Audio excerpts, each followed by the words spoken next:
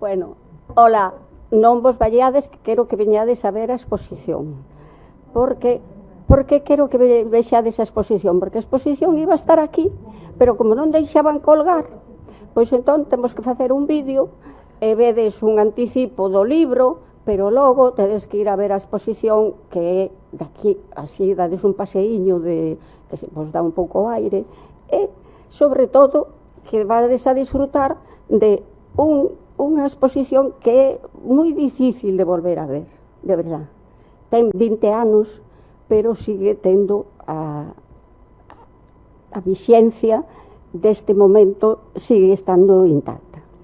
E bueno, dito isto, a ver, como vai isto que non sei? A ver, dalle aquí nesta.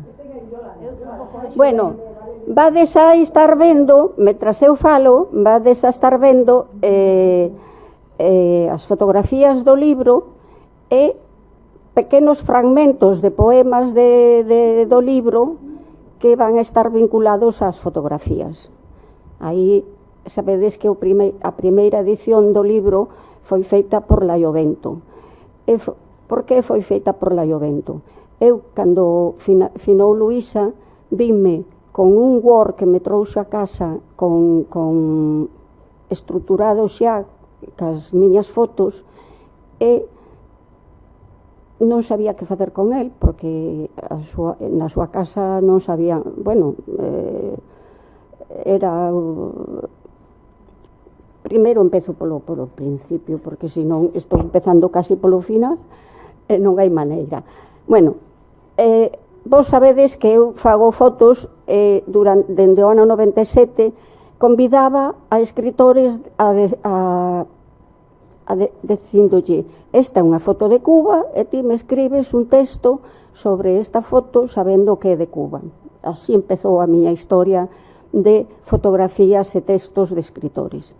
Así fixen o primeiro libro sobre Cuba e posteriormente fixen outros dous, porque os cubanos me decían que por que non facía un tamén con textos cubanos e tal. Entón fixen non unha revolta, sino os textos cubanos ilustraban, e digo ilustrar con toda a conciencia, porque de alguna maneira eu estou traballando con fotografías que pido que ilustren con textos, e non é ao revés, porque normalmente as fotografías parece que se usan sempre para ilustrar textos, pero en este caso quero que entendades que a posición era todo o contrario. Entón, bueno, pasados esos libros, fixen a Luísa, non había convidado neste libro primeiro de Cuba, e si convidara a 20 escritores galegos. E quedoume moita pena, porque escoitei un día a Luísa recitar, cando foi... que? Sí, dos barcos que sacaban os barquiños preciosos da dársena e os querían quitar dai para leválos fora, porque iban a poñer os yates dos señoritos. E Luísa, como ben xa se dixo de moitas maneiras, sempre foi moi consciente e moi xenerosa e moi defensora de todas as causas que aparentemente podían estar perdidas, aínda que ela consideraba que non se perdían, porque precisamente por eso as defendía. Entón, quedei apabullada con ese recital. E dixen, o próximo libro que faga, vou convidar a Luísa a facelo. E así, cando decidín empezar a pensar nun libro do papagaio, convidei a doña Eva Veiga, que está aquí, a participar neste libro. E doña Eva Veiga, como é moi xenerosa tamén, pois fixo un poema sobre o papagaio. Pero falei despois con Luísa, e Luísa ao día dixo: sí, acabo de rematar ahora un libro E entón ese tema me interesa moitísimo. Cando quedamos? Entón lle digo, pois mañá, e así, ao día seguinte, mañá, pois veu a miña casa, veu 600 diapositivas nunha caixa de luz que teño eu para ver as diapositivas, e levou 200, e así empezou a historia do papagallo meu con Luisa. Ao cabo dunhos días, chámame e dime, estou moi interesada, porque mira, topei unha pastorela do século XIV aquí e fala de un papagai, o sea que vamos a poñelo xa no prólogo. Bueno, pois estupendo que ti digas que destas cousas ti mandas. Eu tiña moi claro a miña posición e a posición de Luisa. Luisa era unha superintelectual e eu son así de impronta rápida, pero non teño o calibre intelectual que teña Luisa. Eso o teño clarísimo. E sobre todo porque eu son máis plástica, menos, non sei, bueno, non son tan racional, son máis así, como unha chispa. Entón, seguimos falando, pasou un tempo e apareceu na miña casa con un Word, xa con un libro estruturado, esta fotografía con esta, o sea, esta foto con este texto, estas fotografías que acompañan este texto, e ademais tamén o dividiu en 3 partes, como di o poema de Don Dinís, que o de, como era, tan en vao, e caeu, e o primeiro, por amores, eso. É que teño pouca memoria. De feito, fixen aquí unha chuleta, porque quero, para non esquecerme de certas cousas. E entre estas certas cousas, eu sempre dixen que as miñas fotografías funcionaron con Luisa como se foran un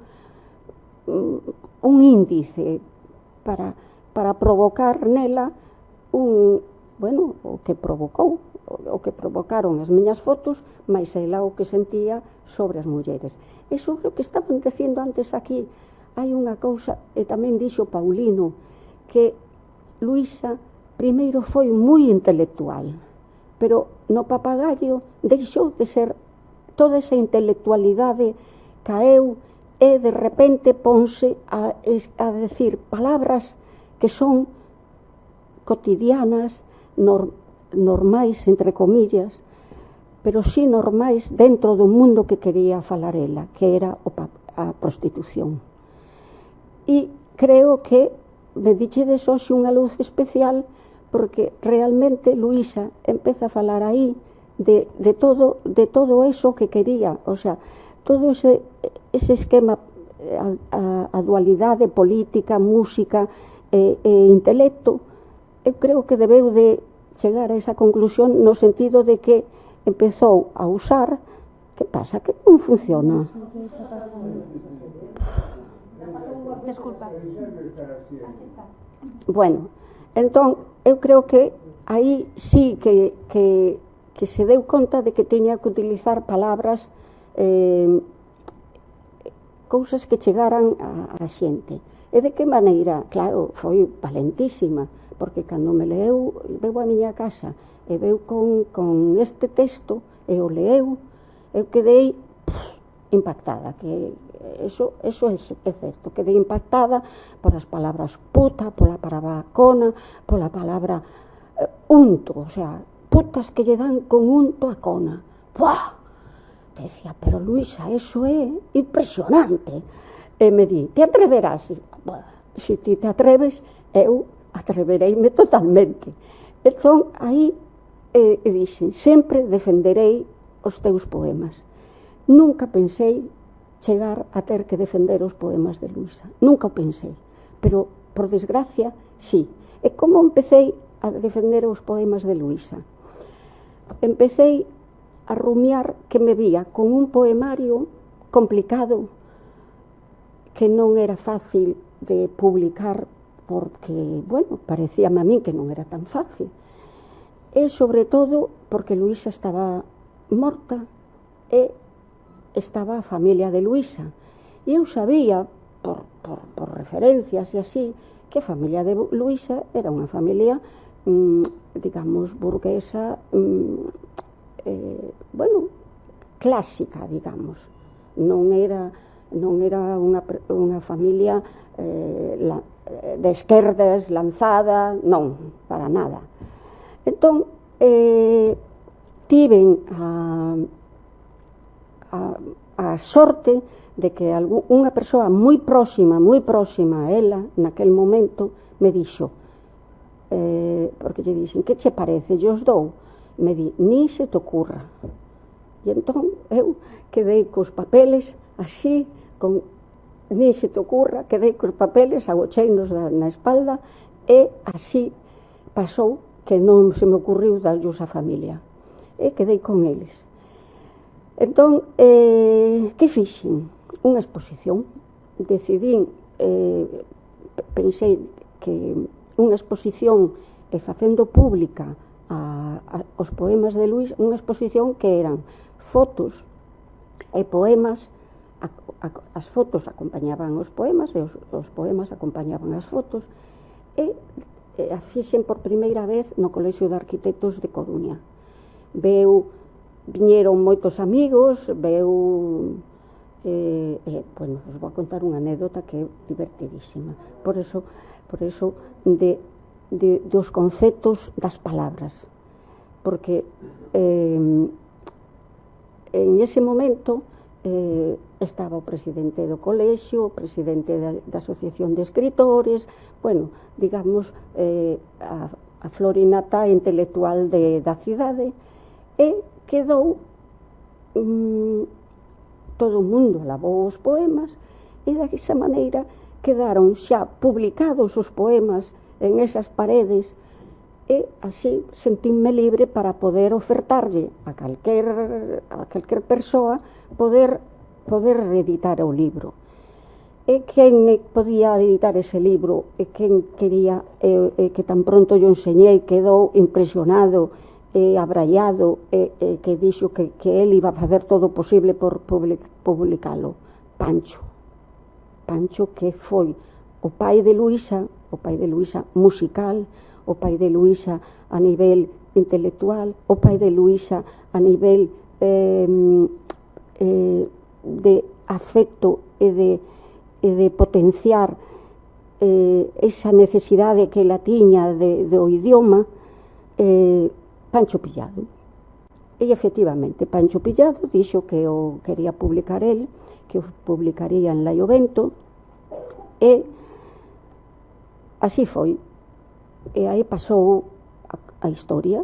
Este libro, hubo un montón de xente que escribiu sobre el, estiven recopilando un montón de cousas, pero hai aquí un texto que quería leervos, que ten 4 liñas, de un tal C. Rodríguez, que non sei quen é, non o coñezo, é un periodista que escribía en Galicia Hoxe, e nunca suben quen é para darlle precisamente as grazas, porque di, este é un libro feito a par onde todo mantén un duro equilibrio, derruba, ruína, prostitución, para transformarse poema a poema en lírica profunda e imaxe penetrante.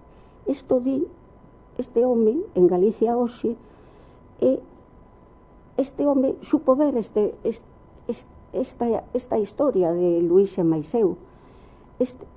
Precisamente era como decía que era un paradigma do barrio que identificaba con outros espacios tamén urbanos de outras cidades que estaban desatendidos, e que xusto el di, muda o feísmo, pobreza, degradación, por outro feísmo, riqueza, especulación. E a riqueza e a especulación, eso tamén o contempla Luisa nas súas poesías, totalmente, o sea, precisamente ela fala da especulación do corpo da muller, pero tamén a especulación urbanística que fai a cidade nos terreos que podían ser vivendas públicas ou vivendas normalitas, e resulta que son vivendas de moitísimo, de feito, aínda están sin vender e sin ocupar un montón delas. É certo, como se chama? Os sitios donde aparcadoiros, solo hai 3 aparcadoiros utilizados. Eso, bueno, 3 plantas, bueno, xa se entenda, que me entendichedes? É que eu non son escritora, e reivindico a miña maneira de falar. Bueno, vale, eu reivindico a miña maneira de falar. O que non me entenda, que me pregunte, vale? Non hai cuestión aquí. Bueno, entonces, decirvos que tamén fixemos aos 10 anos da morte de Luisa, fixemos unha homenaxe. Quedábame o do Colexio de Arquitectos. No Colexio de Arquitectos veu Miguel Anxo Fernambello, Eva, Luz Pozo Garza, Fernández Naval. E eu, non sei como, se me ocurriu decirlle a Luz, cal poema vas ler? E dixenlle, me di, non me fagas ler ese poema, non me atrevo. E que poema era? O que empezaba por puta. Luz, poeta, pero claro, de unha xeneración, o sea, non é que, o digo como unha anécdota, non por criticar a Luz, Dios me libre de criticar a Luz Pozo Garza, que a quería, admiraba e todo o demais, pero era precisamente esa noción que esas palabras podían producir na sociedade. E non o leu no Eva, que leu no fantásticamente ben, e non lle daba ningún reparo ler a palabra puta, como leu no Margadoval en outros sitios, e como lee Chisco en outros lugares, que lle encanta ler ese poema. Bueno, pois aos 10 anos de Pepe, non se che ocurra marcharte, que te teño fichao. Teñoche fichao, Pepe.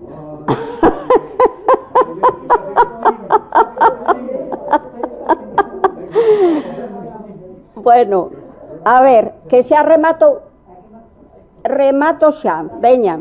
Solo quería decir que aos 10 anos, sin academia, fixemos na Galería Atlántica, sin academia, unha homenaxe a Luisa Villalta, na que participaron. E vouno decir porque é impresionante. O tema de Luisa, dentro de que a Academia decidiu ser, nombrouna Señora das Letras de 2024, quero decir que Luisa ten un montón de amigos que defenden a súa poesía, e que iso para min é o mellor que hai, que defenden a súa poesía, a súa persoa, a defenden, pero a matar. E iso para min é o máis bonito desta historia. É dicir, que mira, todos estos, Luz Pozo Garza, Manuel Álvarez Torneiro, Ángeles Penas, Olga Patiño, Marica Campo, Cesario Sánchez Iglesias, Xulo López Valcárcel, Xavier Xoane, Chisco Fernández Naval, Miguel Anxo Fernambello, Eva Veiga, Marta da Costa, e os músicos César Morán e Xoxeta Boada. Todos estos a leer poesía de Luisa Villalta aos 10 anos da súa... E non era Señora das Letras, era Luisa Villalta.